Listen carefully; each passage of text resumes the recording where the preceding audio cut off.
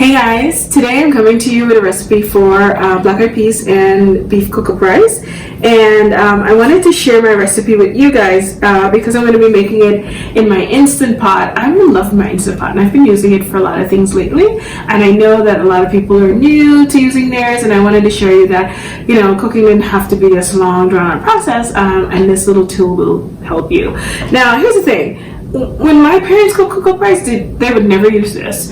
My mother-in-law cooks her cook up in her pressure cooker, traditional pressure cooker, and it's the most delicious cook up. Sometimes it's a little too soft, but it's delicious. But I started cooking mine in my Instant Pot, and it's really quick and easy, and so I wanted to come here and share it with you guys. Now, don't be fussy about your ingredients. If you have a different kind of peas and you don't want to use black eyed peas, use that. If you don't eat beef and you want to do lamb or goat, do that as well. As long as you have the basis of the recipe down, I think you'll be able to substitute a few things and make it work for you. Now, in this Instant Pot right now, I have some oil and I have some brown sugar. I'm burning some sugar for my my cook up, but if you guys wanted to just use burnt sugar or browning, you could just use a half a teaspoon. It's just a little bit, it gives it a little bit of a color and a little bit of flavor, and that's all that I want. So I'll show you guys. I'll bring the camera over and show you what's happening in here. And while I am it's browning very slow because this doesn't have a lot of heat that other pots would have on a stovetop. So while I'm getting that brown, I am gonna go ahead and cut up my ingredients that I'm going to share with you. So into my cook-up rice, I'm gonna add onions. So while that's still browning, I'm gonna go ahead and put my onions in there. No harm, no foul.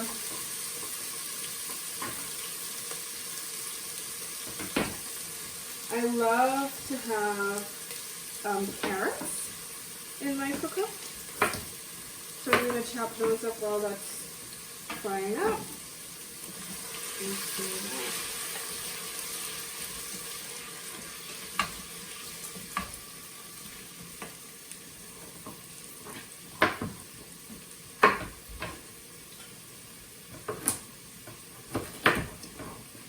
And I'm just gonna chop it up.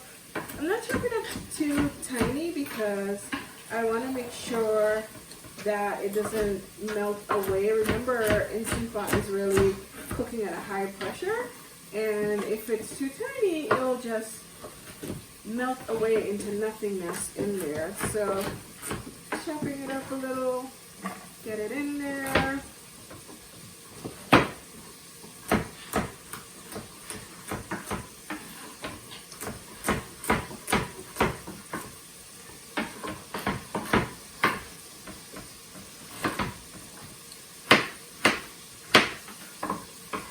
Just throw that in there, and then just let that fry up a little bit. I'm gonna go ahead and I'm gonna add my beef that I had seasoned earlier. So here I have my beef. It's been seasoned. To season the beef, we're going to make some green seasoning. Let's add some green onions, cilantro, thick leaf thyme, garlic, and a wiri pepper to the cup of a blender. This blender cup I also use for smoothies, but it's very handy for making things like green seasoning. I'm taking out the seeds from the wiri pepper because I want the flavor and none of the heat. My kids eat whatever I'm making for dinner, and so I have to be very careful about how spicy my food is. Add some water to that blender cup to help with the blending, and then set that aside, and let's work on our beef. For this recipe, I'm going to be using a chuck roast. This is a very tough piece of meat, so you need to tenderize it before you cut it up. And you can do that with a tenderizing mallet, or you can also use a knife the way I'm doing. Then I'm going to go ahead and cut this into small pieces because I want it to cook quickly and evenly. And so I'm going to cut it up, cut it down the middle like so. And then what I want to do next is remove some of the fat and marbling. So I want to cut out any pieces that have any sort of fibrous pieces, fat and marblings, you want to go ahead and cut all of that out and cut it into small, even pieces. Now you can also just buy stewed beef from your supermarket, and that will go perfect for this recipe and cut down on the prep time. But I had this piece of beef in my refrigerator and I needed to use it up before it went bad, and so I was like, let me just use it for this recipe. When you're done cutting all those pieces up, just put them into a mixing bowl like this and add the green seasoning to that beef. Look at the green seasoning. It's so rich in color and it's going to be great for flavor. Next, we're going to add some salt and some pepper. Total salt for this recipe is about 1 teaspoon, so I'd add half a teaspoon here and a pinch of pepper, and then I'll add another half a teaspoon to the dish later. Use a fresh clean spoon and mix that green seasoning into the beef. Mix it really well. Make sure all the beef pieces are coated really well and nicely mixed in. And I seasoned it with some green seasoning, some salt and pepper. And I'm going to throw that in there.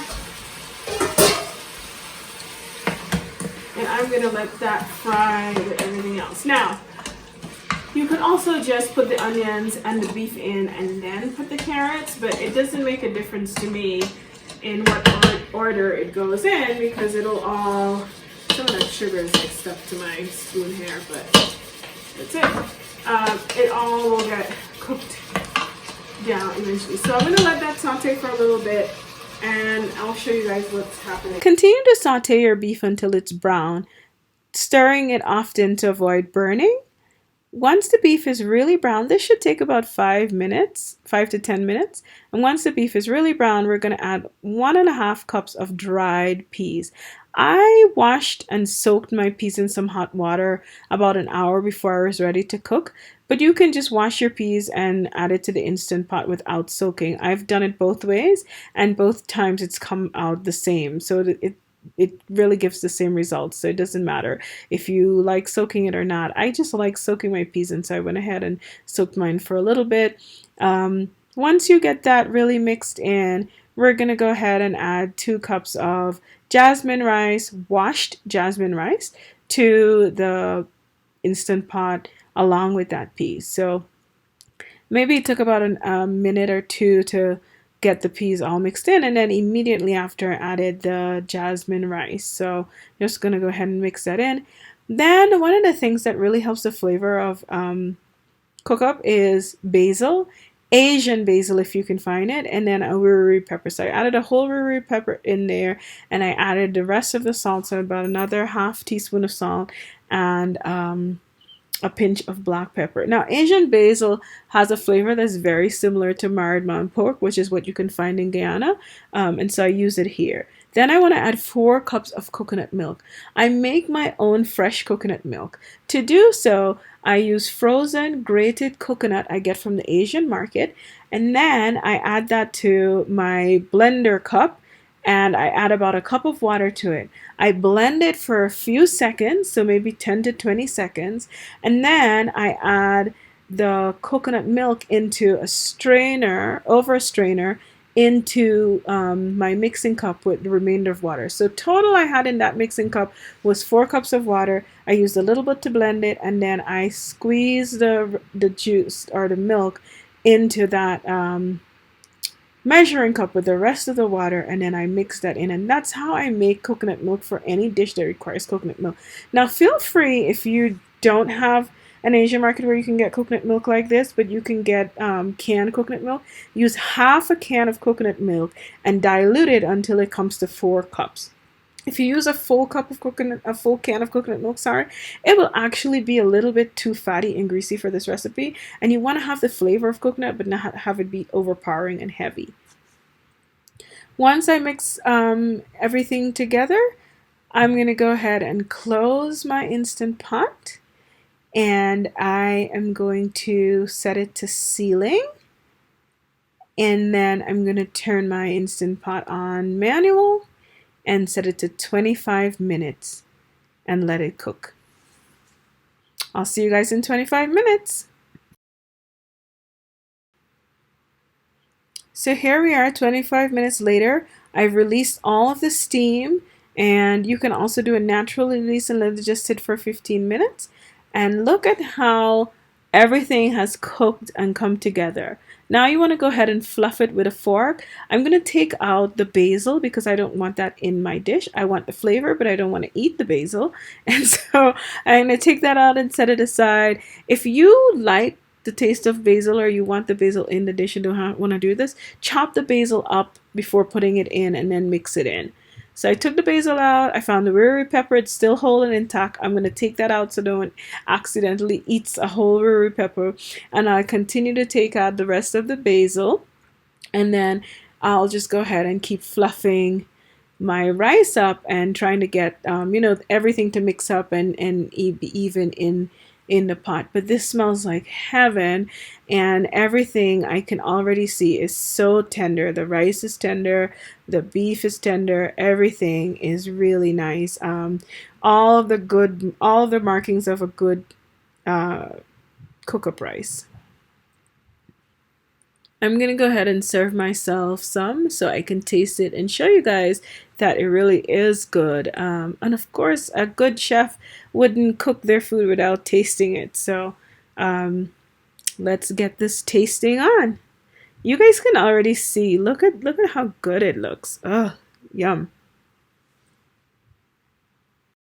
All right, so here we are. About 30 minutes later. It's so soft. All the peas, really, really soft. The beef is tender. The flavor is really, really good.